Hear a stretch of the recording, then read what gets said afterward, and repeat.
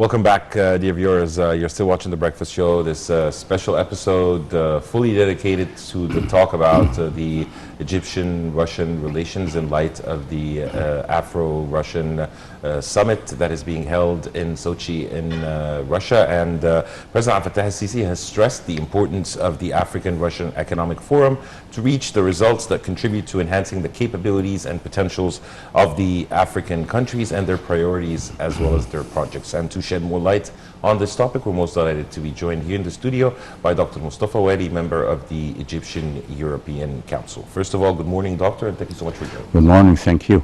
Good morning, and of course talking first of all about the how can we take benefit of such a successful actually economic experience that Russia has.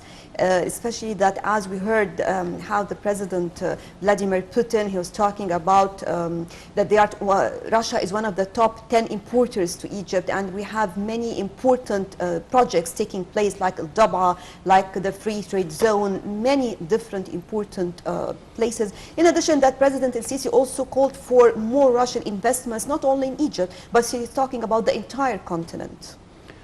Yeah, first of all, it's really very nice and very good, very promising days for the cooperation of Africa as a whole with the big powers and headed and chaired by President Sisi. And you remember I was really honored to be with you covering most of these visits where Africa was number one with Japan and G7, and then lately now this. This is very important because it shows, at least for the first side, that the role of Egypt is back again and in full power. And normally, I mean without stressing things, it's just getting in the normal way, which is actually we deserve it and Africa deserves it. Because along the history, I mean since the liberation movement of the 60s in Africa, the Egyptian role over all these years was very evident, was very important, and still recognized in very good memories of the African countries. This is very important introduction because it's not Egypt, but it's Egypt and Africa together now. And I'm very, very pleased actually that we are co-chairing this very important summit. And you see it's the first summit of its own concerning Africa, although Russia has long history with Africa. And it was recalled yesterday, I was following up what was talking about, and there was even a press interview with President Putin where he talked very, very warmly about the relation with Egypt and Africa in general. This is, to me, is very important to highlight the importance of such an event. Mm-hmm. Dr. Wali, also, how do you think that Russia can contribute to the building of the infrastructure of the African countries? Well, for sure, Russia is a superpower, is a big power. Nobody can deny this. It's the actual situation now, since the Soviet Union and when what happened, and then back up, I mean, and that's restarting again, you know, the role of Russia in the world. And it's evident, everybody sees it. The only thing is that the priorities for Russia is not, and you can't tell exactly what is it, but when the time comes, you will find it there, especially when there are crises. Anyway, Russia have the good and the reliable knowledge and experience, field experience over long history of development in Russia itself and in the world. So a lot of projects, sophisticated ones, by the way, are taken care of by Russian technology and the Russian companies in most of the world now where Russia has some influence. This is ranging from Latin America, Africa, and even Asia. So there is a chance, it is real chance, I mean based on truth on the ground, that Russia can fulfill big projects and can develop. Doctor, talking about Africa in general, how can the economic and regional integration be achieved? This is the challenge to Africa in general. First, it's on country basis and then on multilateral basis in the continent and then all together with the world. Luckily, I think there is some development in the three categories or the three issues of integration, economic integration. For example, we have seen and we have looked that Japan is willing to do something, and there are projects in Africa. The EU in general is doing this. Now it's the Russian role will be resumed again, and I'm expecting it will be resumed in a very powerful way, because that's another arena where Russia has to prove itself. It's already, you know, in Asia with all these problems, with all the success, but anyway, in Africa, it will resume its history, which was for some time was supportive, at least in the liberation movement during the 60s and so on. Yes. Also, Dr. Wali, as you may know, that the youth represent a very large portion of the African continent. 60%. Around, yes, over 60, it's around 65%. Yes, exactly. How do you think they can benefit from such cooperation and the first ever summit to be held between Russia and Africa, represented by President Abdel Fattah al-Sisi as he's presiding over the African Union? This is the visible and the invisible wealth of any nation, its youth. It's visible because you see it, but invisible, I mean the potential behind it. So imagine if you have a youth population of over 60%, with all the capacity and all the power and ambition of the youth. If they are well equipped to handle their future through education and chances, giving the chance for labor, I mean employment. So in this sense, in this issue, very important issue, let me tell you something I've just witnessed 2-3 days ago. There was in the World Bank an annual meeting called the World Bank Group, and there was a session, very important session, I've watched it all. It was tackling Africa in the sense of what to do for the youth in Africa. It was long, and even we were honored, I mean Egypt is honored there, Mr. Sahar Nasr on the panel, and she was really contributing properly and very good contribution to the case. The most important thing, this figure, according to the World Bank, you know, statistics and of course this work, they say that it's needed 1.2 million job monthly is needed in Africa and youth for sure. So such figure actually will show you how important the thing. And of course discussion about how to do this. We have ourselves, we are an African country, and we are facing this problem, we are tackling it. We have to at least 600,000 yearly, yearly, yes, not monthly, because it's 1.2 million monthly for all Africa. 600,000 yearly we have to afford for our newcomers to the labor work, to employment. Yes. So that's the situation. In this case, solving this, as now it's all over the world known, that you have to develop the economy, you have to include as many as of this power of youth, first by education, and second by developing those who are at work, because in this case you are having the whole matrix of real progress is there. Development, I mean actual development on the ground, growth rate in the whole economy, education, more experience, more labor skills. This will boost.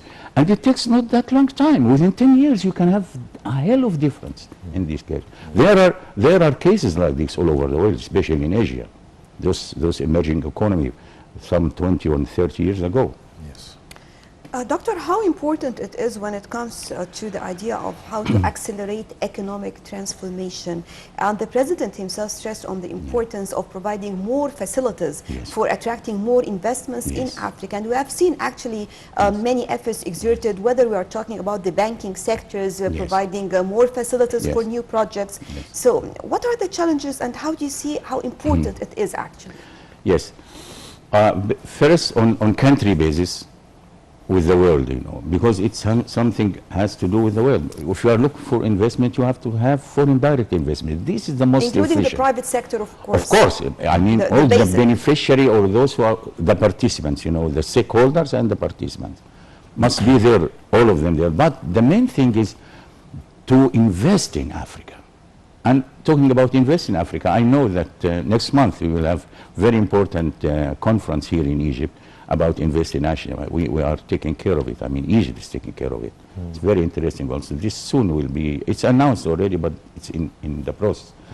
Anyway, you cannot develop now unless you have the full integration and power intentionally and willingly, and I should say in good faith, to help the African country. Real help is to invest in Africa.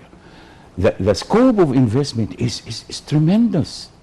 It will cover all aspects of economic activities, starting from agriculture, which is the biggest, down or up to the most specific and most advanced information technology. It's there. So it depends upon how Africa can convince the world and how the world will care for Africa. I'm talking the world, the first world, of course, those who can afford investment. But there is important role, as you mentioned, the private sector. This is our indigenous. This is the people of the country themselves. They can afford for this. They must devote themselves, devote all what they have, I mean, wealth-wise, capacities-wise, connections-wise, to build their country, to help in investing in their country. Also, Doctor, speaking about the financial institutions, either international, regional, Yes. or continental, how can they contribute to achieving development in the Black continent? Yes. First of all, they should be integrated in any bilateral or multilateral agreement, because you can have a lot of agreement, fantastic, when stipulating the system and so on, but to fulfill it, there should be the most important area. We are talking about finance, because at the end it's finance, of course. Yeah. So the international institutions first, and then of course the rest of the channel concerning private banks and multinational banks and operating banks in different countries, they must all together be aware of the requirements of each country, and there must be specific and clear frame of work concerning facilitating the finance to the smallest, small and the smallest part of small and medium enterprises, up to the national project, national and governmental project. Yes. That's my understanding. And it works. It works. There are some signs where it works. You look at the United Nations institution, financial institution, through the IMF and the World Bank. This comes, of course, to the national. But of course, this can apply and attract the private sector. Yes. Talking about economic status so far and the importance of the free trade zones when it comes to trade. Yes. And I would like to shed the light more on the free trade zone, the Russian free trade zone in East Port-Said, how important it is, and how far it can boost economy and free trade as well. Yes. I'm looking for this actually, and it will happen, because these are serious people, and we are serious, of course, to develop our country. So we have the Chinese area there, and we have some smaller areas, but when Russia will be there will be 23 countries, companies, and they are looking for more to come. And I read this figure, $191 million will be injected in infrastructure for there, and they are looking for attracting billions after this, and this can happen. So, of course, it will make beacon powerhouse, economic powerhouse. I am looking for that day. It's coming, inshallah. I mean, this Suez Canal zone. Moving on to another aspect, Dr. Wali, Please. how do you think that the bilateral researchers can deal with the issue of promoting Russian tourism in Egypt, and also vice versa? You are saying researchers? Yes. In which sense researchers? What applies for us? About those who are, or let's say negotiators, not researchers from both countries, discussing the boosting of or the return of tourism after the latest. You mean the official concerned parties? Yes, to resume this. Yes. I am expecting some good news. Hopefully, of course, we should hope for it, that we hear some good news about UK already again resumed flights to Egypt. Yes. Then maybe we expect during this visit that we hear some good news with Russia. This will make it short, by the way.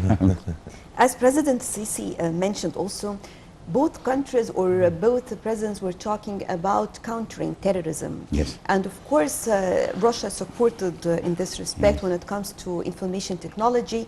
And the exchange of information is one of the most important tools now to confront terrorism, because definitely sharing information among countries in general, this is of great importance. And we have seen this in different courses actually. Absolutely. What you say is absolutely important, because this could be the most important step in combating terrorism. A little piece of information can save a lot of lives. Millions of lives. And wealth and you know, and suffrage, minimize it. A little piece of information. And the history is full of such incidents. Even lately, you know, there is a lot. So it depends upon how because we are talking official in the first place, you know, this is governmental level, because we are talking about national security. So in this case, it depends upon how both governments and the top of these governments are so keen of keeping themselves, and each one is caring for the other, and of course his community and his other affiliates. I hope that it goes without saying that this is logic. If you are in a good shape, we are friends. If you are in a good shape, if you are secured, this will even if we don't have common borders. But you see, if we are looking for economic cooperation, for example, if a country devastated by a certain act of terrorism, and we are friends, first of all, she would be caring for any consequences of a problem or of a terroristic case which will affect everything there.